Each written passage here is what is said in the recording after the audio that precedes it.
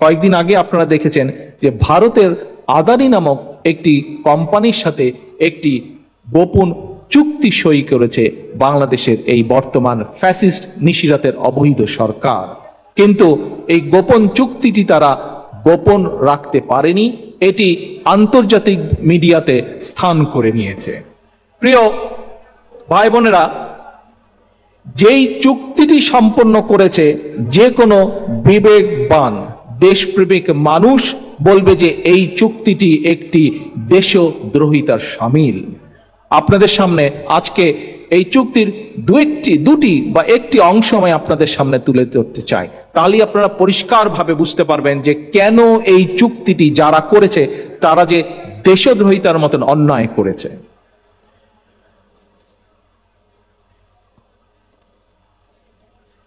প্রিয় ভাই বোনেরা, সেই চুক্তির একটি ক্লজ হচ্ছে রাজনৈতিক বা প্রাকৃতিকগতভাবে এই আদানি যদি বাংলাদেশকে বিদ্যুৎ দিতে সক্ষম না হয় তাহলে সে বাংলাদেশকে কোনো প্রকার ক্ষতিপূরণ দেবে না।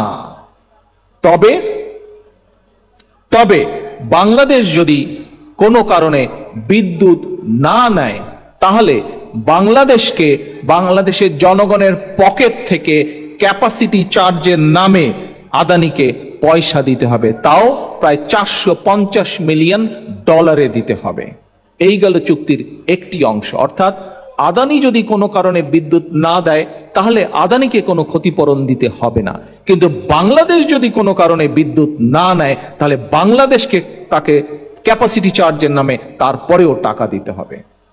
শুধু এটি নয়, আদানি তার নিজ দেশে বিদ্যুৎ উৎপাদন করছে, সে বিদ্যুৎ সে রফতানি করবে, সেই জন্য তার দেশের সরকার সেটিকে ট্যাক্স মওকুফ করে দিয়েছে, সেটিকে তার ট্যাক্স দিতে হবে না। হতেই পারে, এটি তার দেশ এবং তার সরকারের বিষয়, এটি নিয়ে আমাদের কোনো বক্তব্য নেই।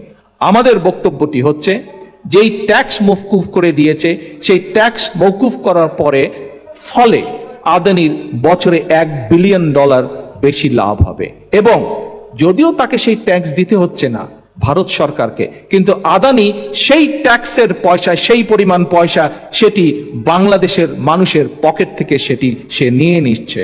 অর্থাৎ চুক্তির শর্ততে এরকম কথাই লেখা আছে। প্রিয় উপস্থিত ভাই বোনেরা, এই বিদ্যুতের খেলা আপনারা দেখছেন 2009 সাল থেকে। কুইক রেন্টালের নামে বাংলাদেশের মানুষের পকেট থেকে হাজার হাজার কোটি টাকা বৈদেশিক মুদ্রায় কিভাবে তারা তাদের নিজেদের ব্যবসায়ীদেরকে দিয়ে দিয়েছে, এটি বাংলাদেশের মানুষ গত 15 বছর ধরে এটি দেখে এসছে।